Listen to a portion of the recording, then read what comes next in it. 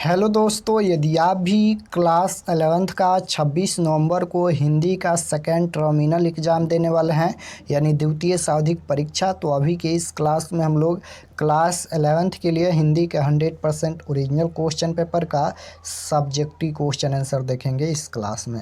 तो आप लोग क्लास को पूरा वॉच कीजिएगा। ये ओरिजिनल क्वेश्चन पेपर है, आपके एग्जाम में यही क्वेश्चन आएगा।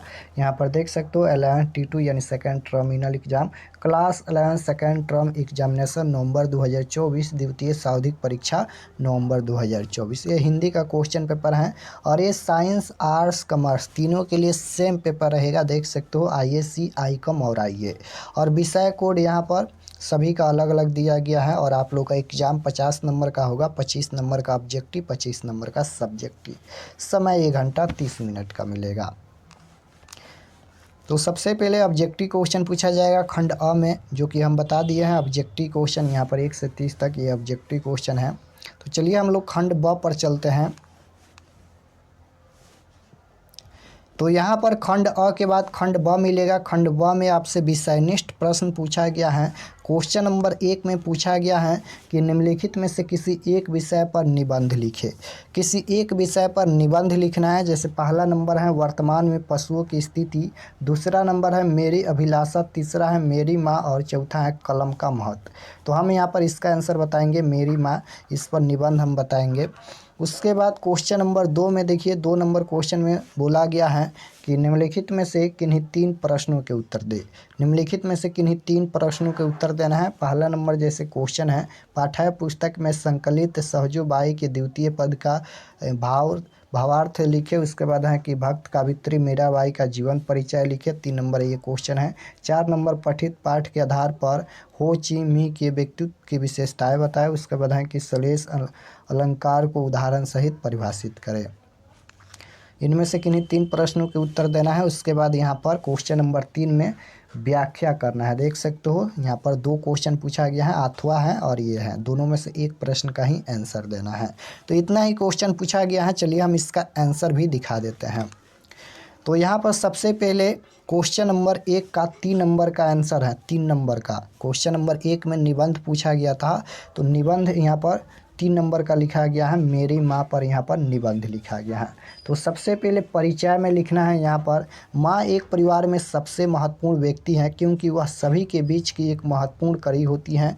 मेरा मानना है कि भगवान यदि इस धरती पर अब तक जो भी सबसे बेहतरीन मनुष्य बनाया है वह माँ के रूप में है, क्योंकि वह बिना किसी शर्त के अपने बच्चों और परिवार को प्यार करती हैं। तो यहाँ तक लिखना है। यहाँ पर परिचय में सबसे पहले परिचय में यहाँ तक लिखना है। उसके बाद यहाँ पर माँ में है जीवन का महत्व लिखना है। देख सकते हो, तो यहाँ तक इसका आंसर लिखना है। माँ सिर्फ एक शब्द नहीं है, यह अपने आप में एक एहसास है और प्यार है। जब हम माँ कहते हैं तो हमारी कई समस्याएं कोई चमत्कार की तरह दूर हो जाती हैं। इस तरह से यहाँ तक लिखना है। उसके बाद यहाँ पर जीवन की पहली टीचर माँ, इसके बारे में लिखना है। यहाँ पर माँ हमें जितना प्यार करती हैं उतना ही माँ हमें जीवन के हर उतार चढ़ाव में आगे बढ़ने की प्रेरणा भी देती है। माँ ही अपने बच्चों को बहुत करीब और गहराई से जानती है। माँ ज़रूरत हमें हमेशा होती हैं। तो इस तरह से इसका आंसर लिखना है यहाँ तक। उसके बाद यहाँ पर लिखना है सुप्तवन होती है माँ, इसके बारे में लिखना है यहाँ तक। देख सकते हो, यहाँ तक लिखना है। उसके बाद निष्कर्ष के बारे में लिखना है। निष्कर्ष के बारे में लिखना है कि हम जैसे जैसे बड़े होते हैं एक माँ की चिंता और अधिक बढ़ने लगती है। उसकी चिंता अपने बच्चों के कैरियर, स्वस्थ और दूर जाने के लिए होती है। हम कितने भी बड़े क्यों ना हो जाए, पर अपनी माँ को हमेशा वही प्यार और सम्मान देना चाहिए। तो इस तरह से यहाँ तक लिखना है। तो ये क्वेश्चन नंबर 1 का 3 नंबर का आंसर निबंध हो गया, यहाँ तक लिखना है। तो 5 नंबर यहाँ से कंप्लीट। उसके बाद क्वेश्चन नंबर 2 का 1 नंबर का आंसर है। देख सकते हो क्वेश्चन नंबर 2 का 1 नंबर का आंसर है। यहाँ पर सहजोबाई के दूसरा पद का व्याख्या पूछा गया था, तो इस प्रकार से इसका आंसर लिखना है। यहाँ पर देख सकते हो, यहाँ तक इसका आंसर लिखना है। उसके बाद यहाँ पर क्वेश्चन नंबर 2 का 2 नंबर का आंसर लिखा गया है। देख सकते हो, ये क्वेश्चन नंबर 2 का 2 नंबर का आंसर है। लिखना है कि मीराबाई एक हिंदू रहस्यवादी और कवित्री थी। कृष्ण भक्ति शाखा की महान कवित्री मीराबाई का जन्म, जीवन परिचय कुछ इस प्रकार है। और यहाँ पर ये पॉइंट देकर लिखना है, 1 नंबर 2 नंबर इस तरह से यहाँ पर लिखना है। यहाँ पर ये 1 नंबर में लिखना है, मीराबाई का जन्म लगभग 1498 ईस्वी में पाली के कुर्की गांव में हुआ था। उसके बाद 2 नंबर, मीराबाई जोधपुर के संस्थापक राव जोधा के पुत्र राव दूधा की पौत्री और रतन सिंह की पुत्री थी। तो यहाँ तक लिखना है। उसके बाद ये सभी लिखना है, देख सकते हो, यहाँ तक इसका आंसर लिखना है।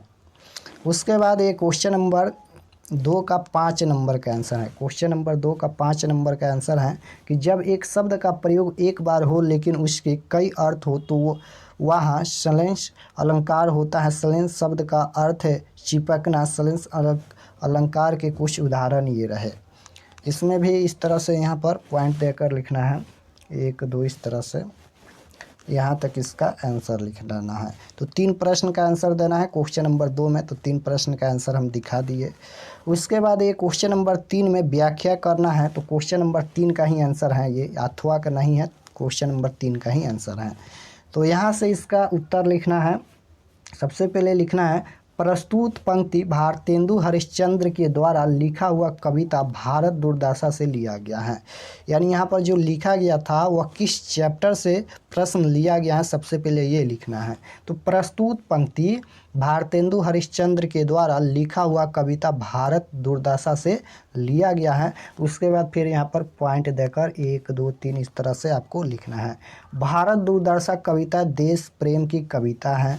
उसके बाद यहाँ पर इस कविता में भारतेंदु हरिश्चंद्र अंग्रेज़ों के शासन में भारत की दुर्दशा पर चिंता व्यक्त करते हैं। उसके बाद है कि कवि भारत की दीनहीन दशा को देखकर भारतीयों की रुदन और क्रदन करने के लिए आमंत्रित करते हैं। उसके बाद यहाँ पर है, भारतेंदु हरिश्चंद्र ब्रिटिश राज और आपसी कलह को भारत की दुर्दशा का मुख्य कारण मानते हैं। उसके बाद लिखना है, भारतेंदु हरिश्चंद्र ने हिंदी साहित्य में नाटक, गद्य, कविता और पत्रकारिता के क्षेत्र में अहम योगदान दिया। वे पत्रकार, वक्ता, निबंधकार और उत्कृष्ट कवि थे।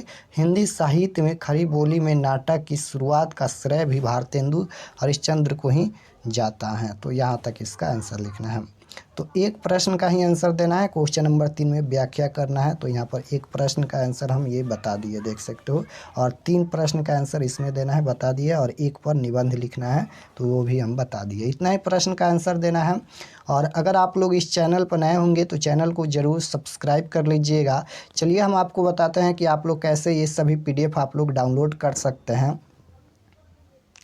तो आपको गूगल या क्रोम में जाना है और आपको सर्च करना है RK एक्सपर्ट क्लासेस। गूगल में सर्च करना है RK एक्सपर्ट क्लासेस, इसी चैनल का नाम सर्च करना है। तो जैसे ही सर्च करेंगे गूगल में RK एक्सपर्ट क्लासेस, तो आपके सामने फर्स्ट पेज आएगा, RK एक्सपर्ट क्लासेस लिखा होगा, वहाँ पर आपको क्लिक करना है।